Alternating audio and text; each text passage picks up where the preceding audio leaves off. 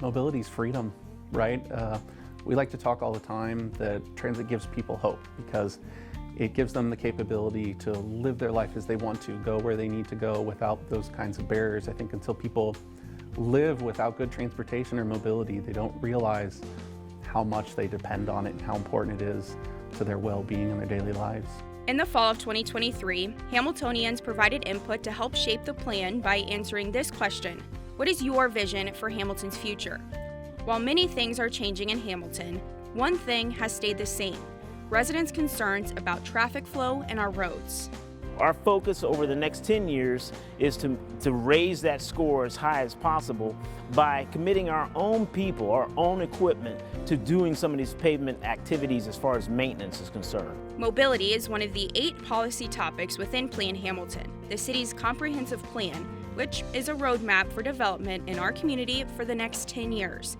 It helps shape budgetary priorities and helps us stay focused on what matters to Hamiltonians. Just as it was a top priority in the original plan, residents identified fixing our roads as the #1 priority in the survey from 2023. Roughly right now we're getting about $4 million that goes directly to roads, improvements with the curbs and the asphalt pavement.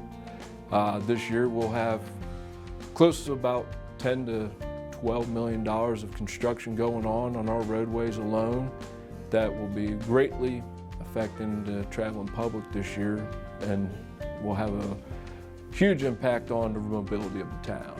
Well, we're really excited about it. From our department in Public Works this year, they allowed us to get a street paver and a grinder, and we're actually going to be taking care of the roads that are on the lower PCI score.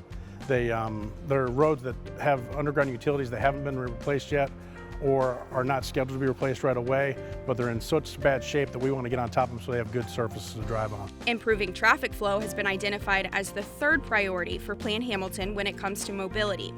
The City of Hamilton is ramping up road maintenance thanks to the Streets Levy and investing in traffic flow improvements like North Hamilton Crossing and Syntrax. I'd say the biggest thing that we've done in the last 3 years, we've been in the middle of a $6 million traffic signal system project to increase mobility through our major corridors. And with doing so, with reduction of the congestion, which we had before, we reduced crashes also.